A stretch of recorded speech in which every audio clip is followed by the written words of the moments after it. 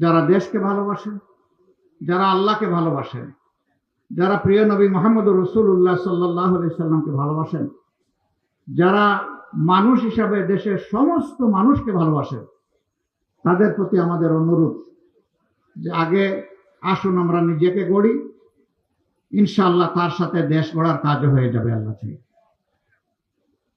সম্মানিত ভাইয়েরা, কঠিন রোদের মধ্যে আপনারা বসে আছেন, কষ্ট হচ্ছে, বহু লোক আস্তে আস্তে উঠে গাছতলায় চলে যাচ্ছেন, এটাই স্বাভাবিক। ঘামছেন, ঘাম ঝরছে, তারপরেও ধৈর্য ধরে কথাগুলো শুনছেন। আল্লাহ তাআলা আপনাদের এই ত্যাগের উত্তম জাযা দুনিয়া এবং আখিরাতে যেন দান করেন। বর্তমানে দেশ যেভাবে চলছে, অনেক সাংবাদিক প্রশ্ন করে আপনারা কি সন্তুষ্ট? আমরা বলি 50-50। দেশের সরকার হয়তো বা চেষ্টা করছে, সকলের দৃষ্টিভঙ্গি সরকারের যারা আছেন আবার সমান না।